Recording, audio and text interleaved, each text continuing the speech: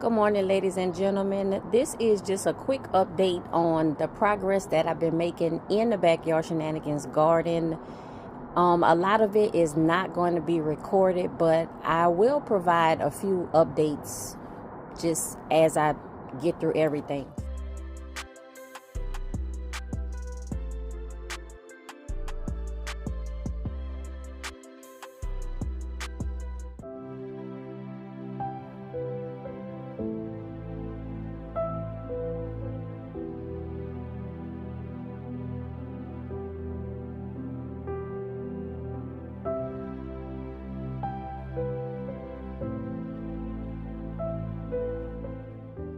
First, I want to start with this area back here. Y'all know this is my vineyard.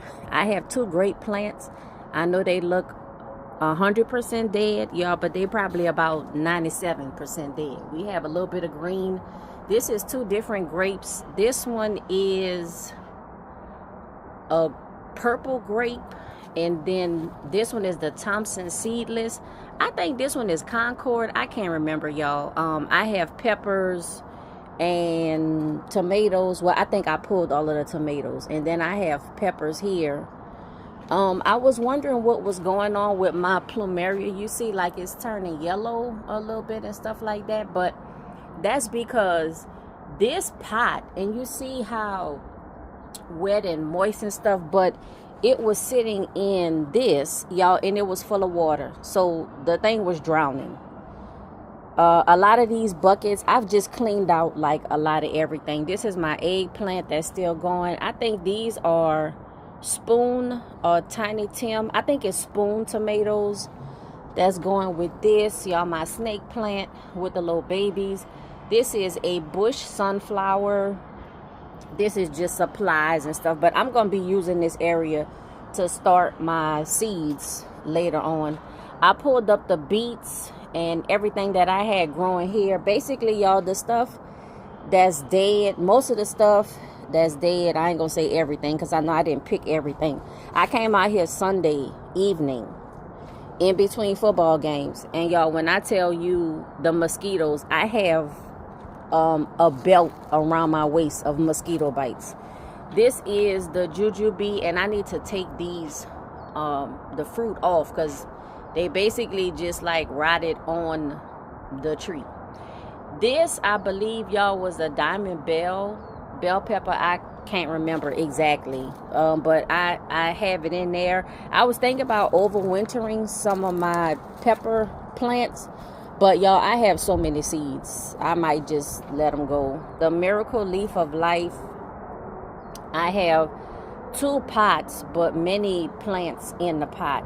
This is my lemon tree, and y'all, the lemon tree, it haven't been, I don't know, it's not doing like it has done in past years, but I've been watching a lot of gardening videos, and specifically garden videos in my area in Southern California, zone 10B/11A, and a lot of people have been saying that their citrus, specifically lemon trees, didn't produce this year like they did last year. I have a lot of small lemons, which is the same thing many of the other people said, but it's just not. By this time, these lemons would be big and yellow, and this year they just are not. But I'm not going to say I took the best care and had the best schedule with fertilizing and watering, so I'm sure that has something to do with it. But for multiple people in my general area to be saying the same thing, that, you know, kind of leads me to believe that it's not just me. This is my apple tree, which I did nothing to this year. There are many apples on here, y'all, and these apples back there, and let me see if I could zoom in. Can I zoom in? Yeah. See that big bunch of apples down at the bottom? Not the big one at the top, but the one at the bottom. That's too many apples. I was supposed to prune a couple of those apples off so the rest of them could grow big. That's one that fell on the ground. But I have apples, but all of these apples, I'm probably just going to pick them off and just let them go because that's what I'm going to do. So here is Aunt Jerry's raised bed, and you can see that it is cleared up significantly. This tomato plant, I'm not sure why I didn't pull up the whole tomato plant, but y'all know the main reason is probably because it's still just too green. After I pulled out all of the dead parts and stuff and still had all of this green and stuff left, y'all know it's only so much green I could pull out. It's real hard for me to pull out green things. It is. Y'all, this, I am almost certain that this is amaranth. And I promise y'all, I did not plant this. I did not plant this at all. Here are some old okra pods. This is another okra pod. I believe this wanted to be an okra pod. I don't know, but I did plant different okra. Like you can see the stick, the Hill Country Red and Star of David. I did put that. So in this bed, I had tomatoes, peppers, okra. I had squash. Y'all, and I believe this big thing right here. I think this is a squash plant. It's not going to do anything, I don't believe. And all of this stuff is going to get pulled up. This is a pepper, tomatoes that I just had. Why did I should have brought this one inside. I think this was a diamond bell, y'all, but I obviously left on way too long because it's almost orange. And these things supposed to be like a light cream color. And these were just tomatoes that I picked off of the plants. But everything is going to get reworked and redone. These are those edible flowers that I planted on the end of this bed. I don't know what's what. I think in a previous video I put what kind of flowers, or I listed the flowers. Y'all look at this thing right here. See, these little creatures like to catch me off guard, and y'all know how I am. I do not like the bugs. So going this way, you can see a lot of cleanup here. I do have pepper plants that's left over, and again, y'all, just so much green and even some peppers, and I can't pull them up yet, y'all. And somebody tell me, please, what is this? What is this? Because the only thing I recall planting in here in this particular pot was some cantaloupe and some peppers, y'all. But what is this? I don't know what that is. I don't think I planted that though. And again, like I said, peppers, and most of these peppers have dried on the plant. Oh, now look at them green peppers. I think this was the King Giant bell pepper, green King Giant or emerald. Y'all, I can't remember. But some more pepper plants. Some more pepper plants, different kind. That might be jalapeno in the back. I don't know. Y'all, my cherry trees. All of my trees, I have to do some stuff. Y'all see? I know y'all saw that hummingbird if y'all ain't see him. We got, y'all. That's this year's bully. Y'all, my citrus trees, this is my navel Washington orange. This is my blood orange. And then this is my pink lemonade lemon. And y'all, I just have to do something. I did spray them with neem oil and the Castile soap solution. Just did that on Sunday. And when I was doing that like once a week, and I had help, so weekly we had kind of got into a routine of doing that to try to kill off all of these bugs and aphids and just everything that was growing on these trees and killing them. And getting into a regular habit, it did help. But as soon as I stopped, I didn't get in a regular habit, or if I wasn't diligent about getting the top side and the bottom side of all of the leaves, it falls right back into its decrepit state. But I'm going to be working on these trees again. You can see that they did get repotted. So all of these got repotted. I believe the three in the front, these are 20-gallon pots. And I believe the cherry trees are in 25-gallon pots. And that's good for right now. This is the one Romanesco cabbage that make y'all. I got a little thing that's flying in front of me, and it will not leave me alone. But this is the one Romanesco that has survived. You can see I took all of the leaves that were yellowing and wilting and stuff, and I just chopped them and put them in a pot. I watered it, y'all, and these leaves are standing straight up. Before, they were wilted and drooped all on the side of the pot, and just a little watering. I didn't even fertilize the pot. Yeah, I will, but just a little bit of water, y'all. This was the other Romanesco. If y'all remember, I had 2 of these, and now I just have one. It's a Romanesco cauliflower. I'm not sure if it'll ever produce a head or anything like that, but you can eat the leaves, and I will definitely eat the leaves. These are the 2 beets that I had over there by the window on my table. I was supposed to bring them inside, but y'all, I was working, and obviously I left them outside because here they are. Y'all, this parsley, I cannot believe that this parsley survived. It's actually in a cup. If you can see that, it's in a cup that's in this pot, and then the rest of the pot has sage in it. Now all the sage is dead and the parsley is thriving. Ain't that something? These pots had peppers and tomatoes in them. Most of the pots where everything was 100% dead, I just pulled it out, and most of the stuff just lifted right out, y'all. It was no resistance with the root system or anything. But stuff, again, that had even just a little bit of green on it. Y'all see, I'm trying to save it. And over here, y'all, of course, I'm trying to avoid all the spider webs. These 2 plants were, the something cherry, Suriname cherry. Y'all, I think these plants are dead. I think they are dead, but I am going to try to do something. I'm going to repot them, leave them in these same 1-gallon pots. I'm going to repot them, fertilize them, water them, and see if something happens. I mean, it's just 2 1-gallon pots. I have space to do that. And then over here, y'all see this side, the 3 mini raised beds, they are completely empty. We pulled everything up except for look like a few weeds. But we pulled everything up, and I believe with my new project, I'm going to start on this side. And as you can see over here on this side, let me try to get around, y'all, because they have crickets and stuff that be in here in these rocks, and y'all know I ain't trying to have it.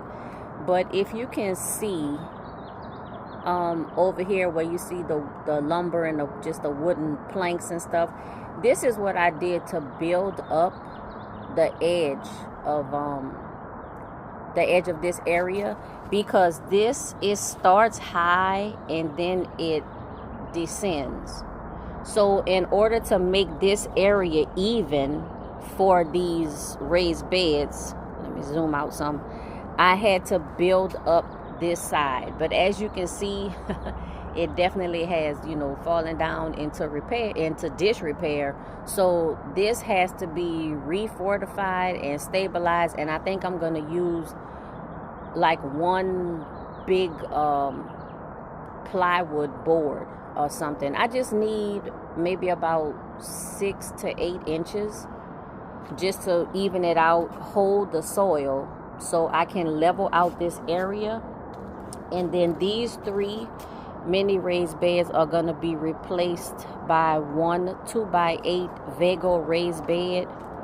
I'm going to have these trees, this in the middle like I have under the pavers. I'm thinking about getting pavers to also put under the new raised beds.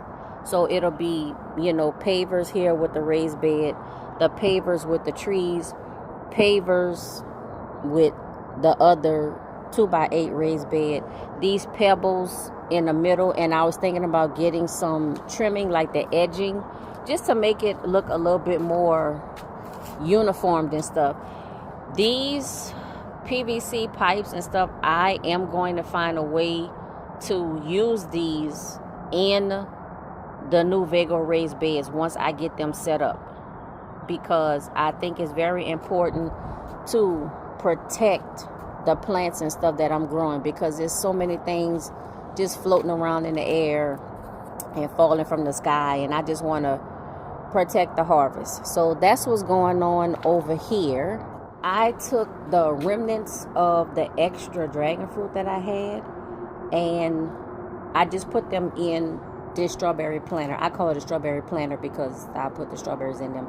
These are extras that I need to put in another planter, and I have 3 more planters. So y'all, I'm gonna get out here and I'm gonna do it sometime this week. But here I have, this is Alice Snow.